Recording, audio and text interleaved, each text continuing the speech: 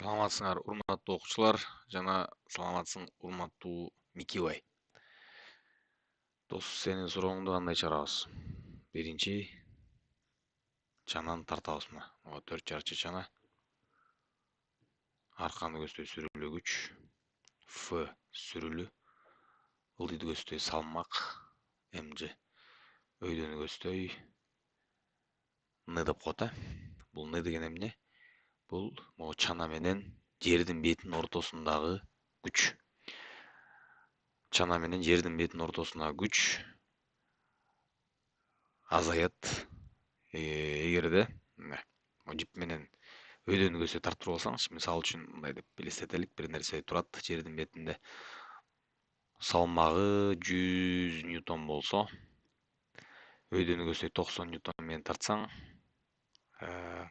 англисчанда, орусчанда менен тартсаң, мына экөөнүн ортосундагы күч не болот? 10 ньютон болот. 10 ньютон менен бул жердин бетине тиет. Жердин бети дагы 10 ньютон менен муну түртөт. Эгерде жердин бети ошончо күч менен түртпөсө, бул жерге матып кетмек. Ошол себептен мына жип менен чананы тартканда бул күчтүн эки компоненти бар. Биринчи компоненти чананы чекеге капталды көздөй жылдырат. Бул жерди көздөй жылдырат. Бул F косинус альфа. Экинчи компоненти болсо, бул өйдөгө көтөрөт. F синус өйдөгө көтөргөн күч бунун салмагынын бир бөлүгүн алып, бет менен мына чананын ортосуна күчтү азайтат. Ошондо экөөнүн ортосуна күч mg минус f синус альфа болуп калат. Бул жерден 100 минус 90 болуп атпайбы? Ошол сыяктуу эле. Бул жылып бара жаткандыгы үчүн туруктуу ылдамдык менен жүрүп атат да. Бул жерде жазбаптыр, бирок туруктуу ылдамдык. Туруктуу ылдамдык деген эмне?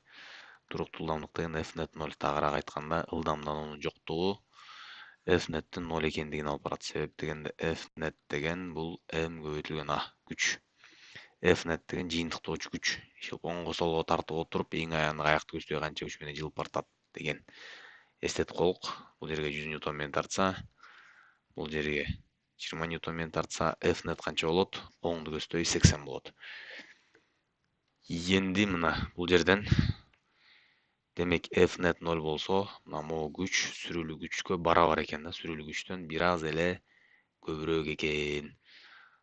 Бул өйдөнү көздөй, бул ылдыйды чана ылдыйды кирип кеткен жок, значит, ылдый өйдө жылган жок, ылдыйга түшкөн жок, жер муну тээп, өйдөгө ыргып тийген жок, капталды көздөй жылып баратат.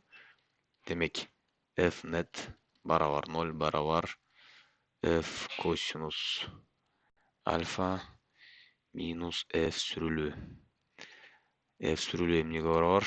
Кайра жазып коелук. F косинус альфа минус f сүрүлүүнүн ордуна мону жазасың.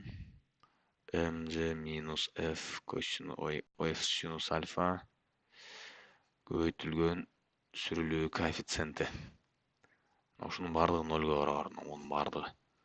Косинус альфа, косинус 60-ты коесуң. Косинус 61 бөлүнгөн 2, синусу 60 болсо, тамыр 3 бөлүнгөн 2, массасы 30, ж деген 10, же болбосо 9.8.